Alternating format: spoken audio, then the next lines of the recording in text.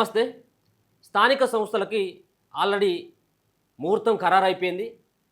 So ముఖ్యంగా ఇప్పుడున్నటువంటి రాష్ట్ర సర్కార్ 42% బీసీలకు రిజర్వేషన్లు ఇచ్చిన తర్వాతనే ఎన్నికలకు పోవాలన్నటువంటి ఒక ప్రయత్నంలో భాగంగా చాలా రకాలైనటువంటి ప్రయత్నాలు చేయడం జరిగింది. సో తీర్మానం కావచ్చు అసెంబ్లీలో, అలాగే జీవో కావచ్చు, డెడికేషన్ కమిషన్ కావచ్చు. సో ఈ రకరకాలైనటువంటి ప్రయత్నాలు చేసింది. సో ఒక పక్కన బీసీలకి ప్రభుత్వం తీసుకున్నటువంటి నిర్ణయం పట్ల సో మరి అది జీవో నిలబడుతుందా నిలబడేది అనేది అది రెండో అంశం. కానీ సో ప్రభుత్వం తీసుకున్నటువంటి నిర్ణయం పట్ల కొంతమంది హర్షిస్తూ ఉంటే కొంతమంది దాన్ని తీవ్రంగా వ్యతిరేకిస్తూ ఉన్నారు. సో ఎందుకు వ్యతిరేకిస్తూ ఉన్నారు ఏంటి అసలు ఈ యొక్క 42% సంబంధించినటువంటి రిజర్వేషన్ల పైన కొన్ని కులాలకి కనీసం గతంలో ఏ విధంగా అయితే ఉందో ఇప్పుడు కూడా అదే తీరుగా మారిపోయింది. మరి దీంతో వాళ్ళకి వచ్చేటువంటి ఉపయోగం ఏంటి? దరిదాపుగా ఇప్పుడున్నటువంటి బీసీలలో ఉండేటువంటి కులాలు దరిదాపుగా 52 కులాలకి ఇప్పటివరకు ఆ బీసీఏలో ఉన్నటువంటి కులాలకి అసలు ఏ విధమైనటువంటి ప్రాతినిధ్యం ఈ యొక్క 42% రిజర్వేషన్లలో ప్రభుత్వం కల్పించబోతా ఉంది. డెడికేషన్ కమిషన్కి సంబంధించినటువంటి రిపోర్ట్లో అసలు ఏమున్నది, దాన్ని ఎందుకు బహిర్గతం చేయట్లేదు, మా వాట ఏంటో మాకు తేల్చాలంటూ సంచార జాతులకు సంబంధించినటువంటి వ్యక్తులంతా కూడా ఇప్పటికే ఈ జీవో పట్ల వ్యతిరేకత వ్యక్తం చేసుకుంటూనే ఆ డెడికేషన్ కమిషన్ యొక్క రిపోర్టును బయట పెట్టాలని చెప్పేసి వాళ్ళు ఆవేదన వ్యక్తం చేస్తూ ఉన్నారు, ఆందోళన సైతం కూడా వ్యక్తం చేస్తూ ఉన్నారు. సో మాట్లాడదాం. మన ముందు సంచార జాతుల సమితి రాష్ట్ర అధ్యక్షులైనటువంటి నిమ్మల వీరన్న గారు ఉన్నారు. అసలు మాట్లాడేటువంటి ప్రయత్నం చేద్దాం. నమస్తే. నమస్తే అన్న. ఏంటి ఒక పక్కన చాలా కులాలు ఉన్నాయి, దాదాపుగా 32 నుంచి 35 లక్షల మంది ఈ సంచార జాతులలో ఉన్నటువంటి వాళ్ళే, అందరూ కూడా బీసీలే. బీసీలో ఏలో ఉన్నటువంటి దాదాపుగా 36 కులాల వరకు వాళ్ళనే ఉన్నారు. సో ఏంటి మీ డిమాండ్ ఏంటి? ఒక పక్కన ఈ యొక్క రిజర్వేషన్ సంబంధించినటువంటి జీవోని మీ సంచార జాతుల సంబంధించినటువంటి వ్యక్తిగా మీరు దీన్ని ఏ విధంగా చూస్తూ ఉన్నారు? దీన్ని స్వాగతిస్తూ ఉన్నారా, వ్యతిరేకిస్తూ ఉన్నారా? ఏంటి మీ ప్రాబ్లం ఏంటి? ఇప్పుడు మొదటి నుంచి కాంగ్రెస్ పార్టీ ఈ దేశాన్ని ఎక్కువ సంవత్సరాలుగా పాలించింది. మొదటిగా మనం చెప్పుకోవాలి. కాంగ్రెస్ వాగ్దానాలు ఇచ్చే ముందు ఎన్నికల్లో ఇచ్చినటువంటి వాగ్దానాలను మనం బేస్ చేసుకుంటే అసలు ఈ దేశాన్ని పాలించింది ఎక్కువ సంవత్సరాలు ఎవరు, ఎందుకు ఈ సమాజంలో వెనుకబడే సమాజం ఎందుకు ఉన్నది, ఇంకా 75 సంవత్సరాల చరిత్రలో ఇంకా రిజర్వేషన్లు ఇచ్చే కానే ఉన్నారు. ఇంకా ఒక పక్కన మనది డిజిటల్ ఇండియా అని చెప్తున్నటువంటి మోడీ ఈ కాలంలో కొంతమంది ఈ రాష్ట్రంలో తెలంగాణలో సీఎం కేసీఆర్ గారు పోయిన తర్వాత, తెలంగాణ రాష్ట్రం పోయిన తర్వాత, ఇవాళ రేవంత్ వచ్చిన తర్వాత ఎందుకు ఈ రాష్ట్రంలో ప్రజల వైపు పాలన రావట్లేదు? ఇది ప్రజాపాలన అని చెప్పడానికి ఇది హైడ్రా పెట్టినారు. ఫస్ట్ హైడ్రాతో ఇల్లు కూలగొడుతున్నటువంటి పాలన ఇది ప్రజాపాలన అని చెప్తూ మీరు ఢిల్లీకి ఎక్కువ సార్లు ప్రయాణం చేసిన మన రేవంత్ గారు ఇవాళ ఎందుకు ఈ రిజర్వేషన్లను పార్లమెంటుగా చర్చ లేవనెత్తలేదు? మొదటిసారిగా ఫస్ట్ పార్లమెంట్లో నువ్వు ఈ హౌస్లో కూర్చొని రిజర్వేషన్లు ఇచ్చే క్రమాన్ని, భారత రాజ్యాంగం ప్రకారం రిజర్వేషన్లు చట్టబద్ధంగా ఇవ్వాలని కానీ కాంగ్రెస్ పార్టీకి ఉంటే ఎందుకు మీరు రాహుల్ గాంధీ భారత రాజ్యాంగాన్ని పట్టుకొని తిరుగుతుండు కదా, మరి ఎందుకు ఇప్పుడు ఈ రాజ్యాంగంలో ఈ అసలు సంచార జాతులు అనే పేరు లేదు? రాహుల్ గాంధీ పట్టుకొని తిరుగుతున్నటువంటి భారత రాజ్యాంగంలో డిఎన్టీ అనే పదం లేదు, సంచార జాతులు అనే పేరు లేకపోవటం, సంచార జాతులకు సంక్షేమ పథకాలు లేకపోవటం. మరి ఇవాళ ఈ 42% ఎన్నికల్లో ఇచ్చినటువంటి వాగ్దానం ఏదైతే ఉందో దానికి మొదటి సంవత్సరంలోనే వాళ్ళు చెప్పిర్రు పూలే సప్లాన్ పెడతానని చెప్పినారు. 20,000 పూలే సప్లాన్, బీసీ సప్లాన్ పేరు, ప్రగతి భవన్కు బీసీ పూలే పేరు పెట్టుకున్నటువంటి రేవంత్ గారు ఎందుకు ఈ పూలే సప్లాన్ ఎక్కడ ఉన్నది? మొదటిగా కార్పొరేషన్ కూడా ఏర్పాటు చేసినట్టుగా ఉంది. తెలంగాణ రాష్ట్రం వచ్చిన తర్వాత ఎంబీసీ కార్పొరేషన్ పెట్టినారు. ఎంబీసీ కార్పొరేషన్ పెట్టి 36 కులాలతోని ఏర్పాటు చేసినారు. కానీ దాంట్లో సంక్షేమ పథకాలు లేవు. సంక్షేమ పథకాలు లేనటువంటి నిధులు కేటాయించినట్టు చూపించారు పేపర్ల మీద, అసెంబ్లీలో. కానీ ఇవి నిధులు విడుదల చేసి ఖర్చు చేయాలి. అసలు ₹1 కూడా విడుదల చేయలేదు. ఒక చైర్మన్ పెడితే ఆ చైర్మన్ కు కుర్చీలకు బల్లాలకు వాళ్ళు తిరిగేటానికి వాళ్ళ కార్లకు గన్మెన్ల చుట్టూ మీ చాయ్ బల్లలకే సరిపోయింది మీ ఖర్చు. ఎక్కడ ఈ జాతులకు ఎందుకు రిజర్వేషన్లు లబ్ధి చేకూరతలేదు? అభివృద్ధి ఫలాలు ఎందుకు అందుతలేవు? ఎక్కడ ఉంది ఇలా ఈ 42%లో మా వాటా ఎంత? ఈ 42% రిజర్వేషన్లో అసలు ఏ బేస్లో చెప్పినావు? రేవంత్ ప్రభుత్వం 42% ఎన్నికల్లో ఇచ్చింది, కానీ ఒక పక్కన కులగణన చేస్తున్నావు.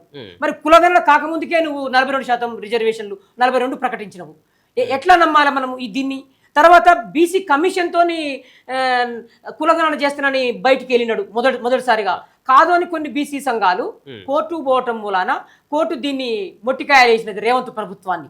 ఇది కాదు, నువ్వు చట్టబద్ధతగా రూపకల్పన చేయాలని ఉంటే, బీసీల మీద మీరు సంక్షేమ ప్రకారం చేయాలని మీకుంటే డెడికేషన్ కమిషన్ అని చెప్పి మీకు చెప్పటం మూలాన ప్రభుత్వం 42% రిజర్వేషన్ల కోసం ఒక డెడికేషన్ కమిషన్ రిపోర్టు పెట్టాలి. ఎంతమందిని కలిసినాడు మీరు? ఆయనకు ఎక్కడ రూమ్ అలాట్మెంట్ చేసినారు? ఆయన రూమ్ చూస్తే గింతకంటే చిన్న రూమ్లో పెట్టుకొని వాళ్ళు కలిసే అవకాశం లేదు. 10 మంది కూర్చుంటానికి లేనటువంటి రూమ్ పెట్టి ఆయనను, అది కూడా ఎవరి రూము? బీసీకి సంబంధించినటువంటి వెనుకబడ్డ తరగతులకు సంబంధించిన దాంట్లో ఒక రూమ్ కేటాయించినారు. అతను రాష్ట్ర వ్యాప్తంగా తిరిగినాడా? జిల్లాల వ్యాప్తంగా తిరిగినాడా? ఎవరిని ఏ సమాజాన్ని కలిసినాడు? ఎన్ని కుల సంఘాలను కలిసినాడు? ఈ జనాభా అసలు ఇంకోటి డెడికేషన్ కమిషన్ రిపోర్టు పక్కకు పెట్టకుండా ఇవాళ నువ్వు ఎవరినైతే హైకోర్టులో నువ్వు పంపినవో మీ సుదర్శన్ రెడ్డిని ఏం చెప్పగలిగిండు? హైకోర్టు ఏమైనా ఇవ్వగలిగిండా? ఈ డెడికేషన్ కమిషన్ రిపోర్టు ఏమైనా ఎందుకు మరి ఈ డెడికేషన్ కమిషన్ సంబంధించిన రిపోర్ట్ ఎందుకు బయట పెట్టట్లేదని అనుకుంటా ఉన్నారు మీరు? చిత్తశుద్ధి లేదు, రేవంత్కి ఇవ్వాలని ఇష్టం లేదు కదా.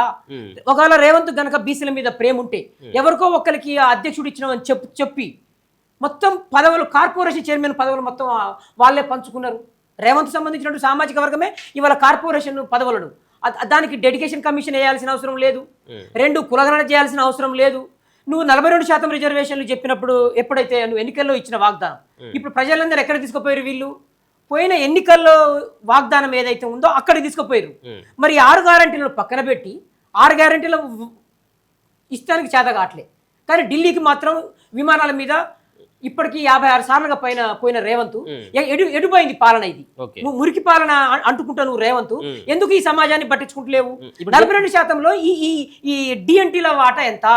దీన్ని ఏమంటా ఉన్నారు మీరు? ఏమన్నా వర్గీకరణ చేసినట్టయితే ఉంటే మీ సంచార జాతులకు న్యాయం కలుగుతుందని చెప్పి బీసీలలో ఏబిసిడీలు ఉన్నాయి కానీ ఇప్పటికీ ఈ 75 సంవత్సరాలు 76 దాటిపోతున్నాం. అయినా కానీ వాళ్ళ వాటా ఇస్తానికి ఎంపీటీసీలలో భాగస్వామ్యం లేదు, సర్పంచ్లలో లేదు. ఇప్పుడు జడ్పీటీసీలు ప్రకటించరు మన ఒక్కటి లేదు ఆడ. మరి మేము మనుషులం కాదా? మేము ఈ ప్రజల్లో పాలనలో మేము పనికిరామా? మనుషులుగా పనికిరామా? ఈ పాలనలో పదవులలోకి ఇస్తానికి వీళ్ళు మనుషులుగా చూస్తానికి ఈ జాతులు వాళ్ళ మేనిఫెస్టోలో ఉందా ఈ అంశం? గవర్నమెంట్ కనుక అధికారంలోకి వచ్చిన తర్వాత మేము ఎంబీసీ మంత్రిత్వ శాఖ అని చెప్పారు. ఎంబీసీ మంత్రిత్వ శాఖను పెద్ద ఎత్తున ఏర్పాటు చేసినావు. అసెంబ్లీలో కూడా మీకు సవాల్ విసినాడు మీ ప్రతిపక్షం కేటీఆర్ గారు. మరి ఏమైంది? వర్గీకరణ అంశాన్ని కూడా దాంట్లో చేర్చింది లేదు.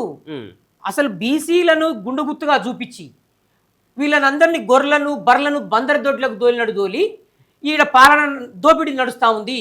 ఒక పక్కన వాళ్ళకి సంబంధించినటువంటి ఎమ్మెల్సీలు ఏం చెప్తున్నారు?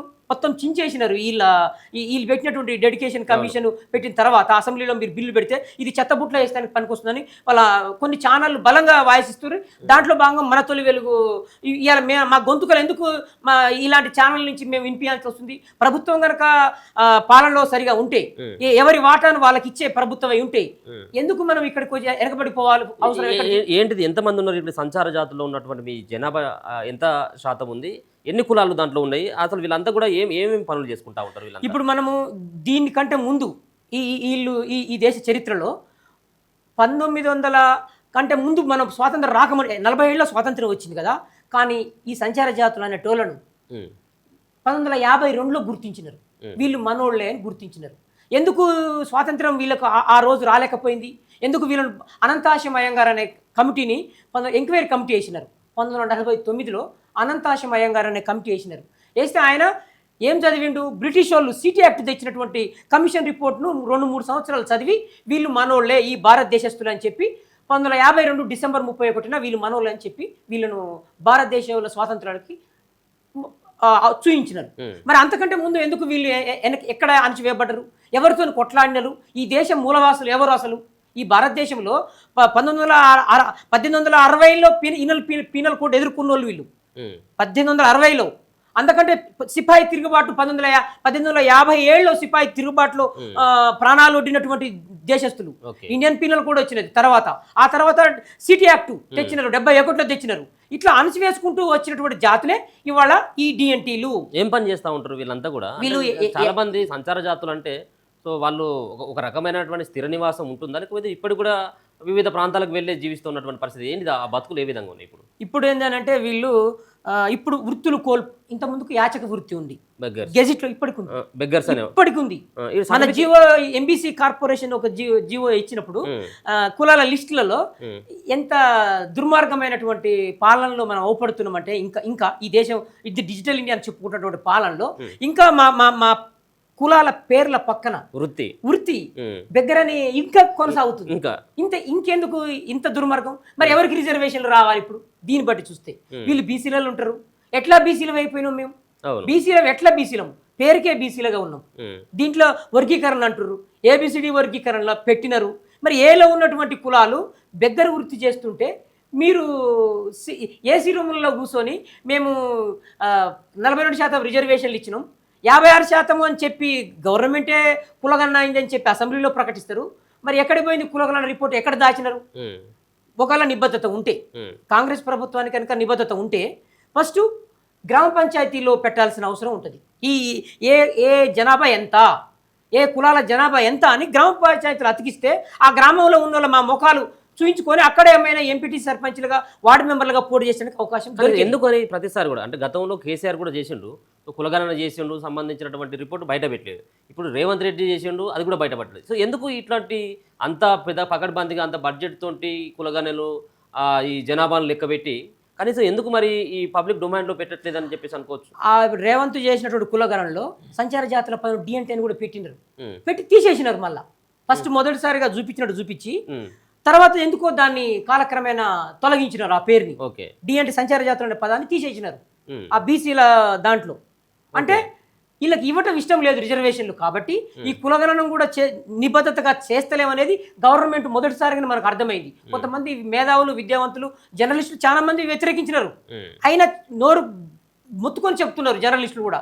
వీడు దొంగ లంగా లాగుల తొండలు వదిలే సీఎం అని చెప్పి ప్రజలలో చరిత్ర అవపడుతుంది. ఏం చెప్పేది కాదు ఇది.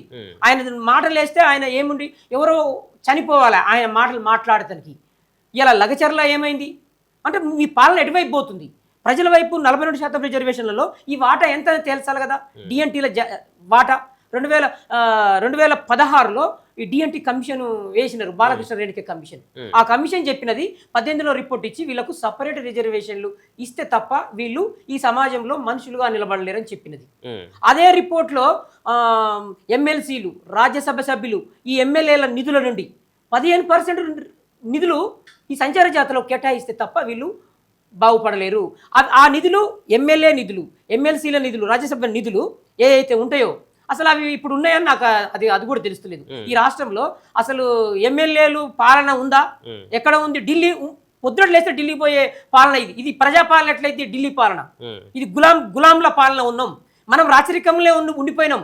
అంటే నవాబు పాలనలో చాకలి ఐలమ్మ పోరాటం స్ఫూర్తి ఇప్పుడు అవపడుతుంది. మళ్ళీ గొంతుకలు పడాల్సిన అవసరం వచ్చింది. నేను ఏమంటున్నట్టే ఫస్ట్ రేవంత్కు చిత్తశుద్ధి ఉంటే ఇప్పటికిప్పుడు చేసేటువంటి పరిస్థితి కూడా లేదు.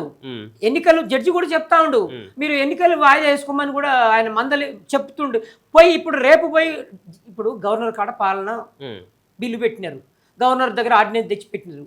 మళ్ళీ ఆర్డినెన్స్ ఉండగానే మళ్ళీ ఎందుకు మీరు ఆగమేఘాల మీద బిల్లులు ఎందుకు? మరి మీకు ఇప్పుడు ఎందుకు గుర్తొచ్చింది? ఇప్పుడు కాదు, మీరు 42% రిజర్వేషన్లకు సంబంధించినటువంటి అంశం నుంచి ఎందుకు అంత పెద్దగా గట్టిగా కొట్లాడలేకపోయిండ్రు? ఈ జీవో డెడికేషన్ కమిషన్ కూడా కలిసిన, ఎందుకు డెడికేషన్ కమిషన్ కు భూసాని వెంకటేశ్వరరావు కమిషన్ కలిసిన మా వాటా మాకు ఇచ్చేటట్టు న్యాయం చేయండి సార్ అని చెప్పి మేము వినతి పత్రాలు కూడా ఇచ్చినాము. కానీ ఆ పెద్ద ఆయన జిల్లాల వ్యాప్తంగా తిరిగి ఉంటే ఈ జాతులకు నిజంగా ఆయనను ఎందుకు వేసినారు కమిషన్? భూసాని వెంకటేశ్వరరావు గారిని మీరు ఎందుకు వేసినారు? అదేందో బయట పెట్టమని చెప్తా ఉన్నా నేను. ఆ రిపోర్ట్ ఏడుంది?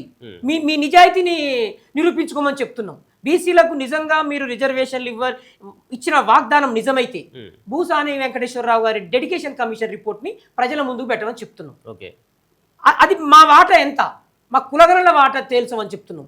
బీసీలకు సంబంధించిన కులగణన ఏదైతే చేసినారో కులాల సర్వజనుల కులాల లెక్కల్లో ఈ బీసీల కులాల లెక్కలు తీయండి.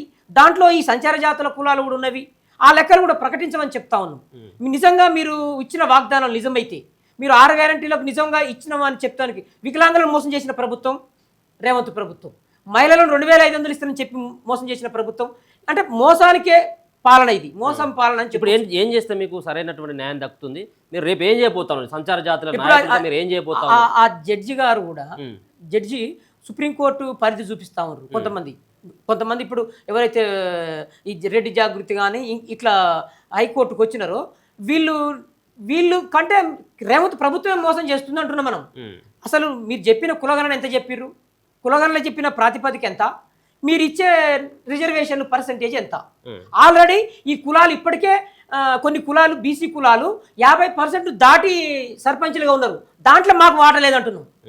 ఆల్రెడీ ఇప్పుడు సర్పంచ్లల్లా ఎంపీటీసీలల్లా బీసీ కులాలు 50% దాటి ఉన్నాయి. 50% దాటి పోటీ చేస్తున్నారు. అవి ఒక 10-12 కులాలే ఉంటవి. మిగతా కులాలు 56 కులాలు కనుమరుగైపోయినా ఎక్కడా లేనటువంటి చరిత్ర అంటున్నాం మనం. వాళ్ళే డిఎన్టీలు, ఈ డీనోటిఫైడ్ ట్రైబల్ జాతులు, ఈ చట్టాల పేరుతోని వెనకేయబడిన వాళ్ళు. ఇప్పుడు మేము చేసే పాలనలో యక్షగానం లేదు, అది సినిమా ఆగమైపోయింది. జానపద యక్ష కళాకారులు అంతరించిపోయినవి.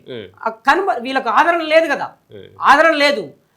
పుక్కిట పురాణం చెప్తున్న చరిత్రకారులు దేవుడు ఇట్లా ఉండే అని రాత్రిపూట 4 గంటల దాకా, మిట్ట మధ్యరాత్రి 4 గంటలు తెల్లారి కోడి కూసే దాకా కూడా ప్రజల్ని ఇట్లా కూర్చోబెట్టి యక్షగానం పుక్కిట పురాణం ద్వారా చెప్పినట్టు చదువుకోలేనటువంటి వాళ్ళు మా తాతలు చరిత్ర ఉంది. అలాంటి యక్షగాన కళాకారులను ఇవాళ దేశదిమ్మరులుగా చేసినది ఈ భారతదేశ కాంగ్రెస్ పార్టీ తేలి ఇన్ని ఒక 45 సంవత్సరాలు కాంగ్రెస్ పార్టీ, ఇంకొక 10-15 దాటిపోయింది బీజేపీ వచ్చి. ఈ 2 పార్టీలు పాలనలో ప్రజలు ఎవరికి పోతున్నవి నిధులు, ఎవరికి అంటబెడతారు? ఓసీలకు, ఈడబ్ల్యూఎస్లకు రిజర్వేషన్ ఇచ్చిండు మోడీ గారు. బీసీ అని చెప్తున్నటువంటి మోడీ సారు ఎవరికి రిజర్వేషన్లు ఇచ్చిండు? సంచార జాతులకు ఏమని కమిషన్లు చెప్తుంటే వాళ్ళ కమిషన్ రిపోర్టులు పక్కన పెట్టి రోహిణి కమిషన్ వేసి ఆమె కాలాన్ని 14 సార్లుగా పొడిగించి ఈడబ్ల్యూఎస్ రిజర్వేషన్ 10% ఇచ్చినటువంటి చరిత్ర ఇలా మన మోడీ సార్ది. అంటే ఎవరి పాలనలో ఉన్నాం? దోపిడీ చేయబడుతున్నారు, ప్రజల్ని మొత్తం అణచివేయబడుతున్నటువంటి పాలనలో ఉన్నాం. కాబట్టి ఈ సంచార జాతుల కులాలకు ఇప్పటికైనా మీరు వేయకుంటే మీకు రేపు వచ్చే ఎలక్షన్లో బుద్ధి చెప్పే సమయం వచ్చింది. మేము అదే ఏం చేయబోతా ఉన్నారు? మీరు ఏం చేయబోతా ఉన్నారు? దీన్ని ఏమైనా అడ్డుకునేటువంటి ప్రయత్నం ఏమైనా చేయబోతా ఉన్నారా? లేకపోయినట్టయితే ఉంటే ఇంకేమైనా అర్జీలు పెట్టుకునేందుకు ఏమైనా సిద్ధమైపోయినా ఏంటి? ఏం చేయబోతా ఉన్నారు? ఇప్పుడు అర్జీలు ఇచ్చి ప్రజలను చైతన్యం చేస్తున్నాం. ఇప్పుడే రాజకీయ చైతన్యంలోకి తీసుకొచ్చే ప్రయత్నంలో ఉంది. సామాజిక ఆర్థిక పరివర్తన భాగస్వామ్యం కోసము నిరంతరంగా ఇక్కడ ఏంటంటే రాజకీయ నాయకత్వం లేదు. ఫస్ట్ ఈ డిఎన్టీ అనే దాంట్లో రాజకీయ నాయకత్వం లేదు. ఇంకో విషయం ఏంటంటే SC cell, ST cell, BC cell ఉన్నట్టు రాజకీయ పార్టీలల్లో డిఎన్టీ సెల్లు పెట్టాల్సిన అవసరం ఉంది. మన కాంగ్రెస్ పార్టీ వేసిన కమిటీలో సంచార జాతుల నాయకత్వానికి భాగస్వామ్యం లేదు. తర్వాత బీజేపీ వేసిన కమిటీలో డిఎన్టీ సెల్లే లేదు. అంతకుముందుకు ఏదో అరకొరగా ఉంచిరు లేదు. అభివృద్ధి మండలిని డిఎన్టీ అక్కడ బీజేపీ పెట్టినది. సంక్షేమ పథకాలు లేవు. సంక్షేమ పథకాలు లేకుండా చేసే పాలనలో ఉన్నాం. ఇక బీసీలు అంటే బీసీలకు ఉన్న వాళ్ళకు కూడా సమానమైనటువంటి భాగస్వామ్యం రాలే. బీసీలకు రావాల్సిన వాటర్ రాలేదు కాబట్టి ఇవాళ మేము వెనకబడిపోయినాం. బీసీలకు కనుక సమాన వాటర్ తగ్గితే ఈ అన్ని కులాలకు 56% రిజర్వేషన్లు కనుక వచ్చి ఉంటే ఇవాళ తమిళనాడులో ఎందుకు 69% ఉండే కారణం ఏంది? బీసీలు ఎందుకు చైతన్యం కాలేకుండా అణచివేయబడతారు? ఎస్సీ ఎస్టీ సెల్లులకు మమ్మల్ని ఆపి మీ రాజకీయ పార్టీలలో మాకు భాగస్వామ్యం ఎందుకు రావట్లేదు? కాబట్టి ఇప్పటికైనా ఈ ప్రభుత్వం రేవంత్ ప్రభుత్వము చిత్తశుద్ధి నిరూపించుకోవాల్సిన అవసరం ఉంది రిజర్వేషన్లు ఇచ్చి. Right, okay, thank you so much. So మొత్తానికైతే 2-3 అంశాలు, కీలకమైనటువంటి అంశాలు, డెడికేషన్ కమిషన్ రిపోర్టును బయట పెట్టాలన్నటువంటి అంశాన్ని డిమాండ్ చేసుకుంటూనే, సో సంక్షేమ పథకాల్లో వాళ్ళ వాటా ఎంత, సపరేట్గా వాళ్ళకి దీంట్లో గలపకుంటూ సపరేట్గా ఎవరైతే ఇప్పుడు చెప్తున్నట్టుగా దీంట్లో ఉన్నటువంటి సంచార జాతులకు సంబంధించినటువంటి దాంట్లో దరిదాపుగా 36కు సంబంధించినటువంటి ఆ కులాలు ఏవైతే ఉన్నాయో వాళ్ళకి న్యాయం దక్కాల్సినటువంటి అవసరం ఉంది. స్వాతంత్రం రాకముందుకు వచ్చిన తర్వాత కూడా వాళ్ళ జీవితాల్లో ఎలాంటి మార్పులు రాలేదు. అసలైనటువంటి జీవితాల్లో అసలైనటువంటి వాళ్ళకి రిజర్వేషన్ దక్కాలంటే మొదటి వరుసలో మేమే ఉంటాం. ఇప్పటికి సైతం గతంలో ఉన్నటువంటి ప్రభుత్వాలు, కేంద్ర రాష్ట్ర సర్కారులు మోసం చేసినాయి.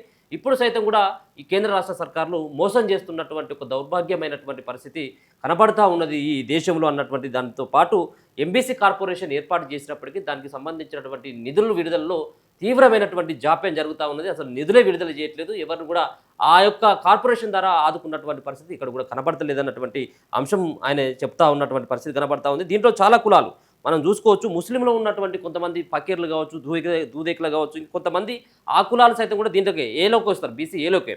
దాంట్లో దొమ్మరి కులం కావచ్చు, కాటిపాపుల, బైరాగి, బుడుబుడక, గంగిరెద్దుల. సో మనం ఈ రెగ్యులర్గా వీళ్ళు మనం గ్రామాలలోకి పోతా ఉంటే అక్కడక్కడ కనబడతా ఉంటారు. వీళ్ళంతా కూడా సంచార జాతులు, అంటే ఏదో పండగకి కనబడుతూ ఏదో ఒక రోజు కనబడతా ఉంటారు. వీళ్ళంతా కూడా ఎక్కడ జీవనం ఉంటే అక్కడికి వాళ్ళు వెళ్ళి బతికేటువంటి జాతులు ఇవన్నీ కూడా. సో వాళ్ళకు కూడా సపరేట్గా వాళ్ళకి రిజర్వేషన్ కావాల్సినటువంటి అవసరం ఉంది. రాజకీయ రిజర్వేషన్లు ఖచ్చితంగా కావాలి. మేము అదే డిమాండ్ చేస్తూ ఉన్నాం. ఎవరికి ఏ ఏ ఏ సంబంధించినటువంటి ప్రభుత్వం అధికారులు ఉంటే ఆ సంబంధించినటువంటి అధికారులకి ఎన్నిసార్లు దరఖాస్తులు ఇచ్చినప్పుడుగా ఈ చెత్తబుట్టలు పాలవుతున్నాయి తప్పించి మమ్మల్ని ఆదుకున్నటువంటి పరిస్థితి లేదు. ఇప్పటికైనా రేవంత్ రెడ్డి సర్కార్కి చెప్తా ఉన్నాం, డెడికేషన్ కమిషన్ రిపోర్ట్లో మా యొక్క వాటా ఎంతో ఇప్పటికైనా కానీ బహిర్గతంగా చేయాలని చెప్పేసి కూడా చెప్తా ఉంది. సుమారుగా 30 నుంచి 35 లక్షల మంది ఉన్నటువంటి ఈ జనాభాకి ఖచ్చితంగా న్యాయం చేయాల్సినటువంటి బాధ్యత ఇప్పుడు ఉన్నటువంటి రాష్ట్ర సర్కార్ పైన ఉంది. దాన్ని ఒకవేళ ముఖ్యమంత్రి రేవంత్ రెడ్డికి సంచార జాతుల పైన ప్రేమ ఉన్నట్టయితే ఉంటే, చిత్తశుద్ధి కనుక ఉన్నట్టయితే ఉంటే మా సంబంధించినటువంటి వాట ఏంటో మాకు తేల్చేయాలని చెప్పేసి కూడా నిమ్మల వీరన్న గారు అయితే డిమాండ్ చేస్తున్నటువంటి పరిస్థితి కనబడుతుంది. చూస్తూనే ఉండండి మన తొలి.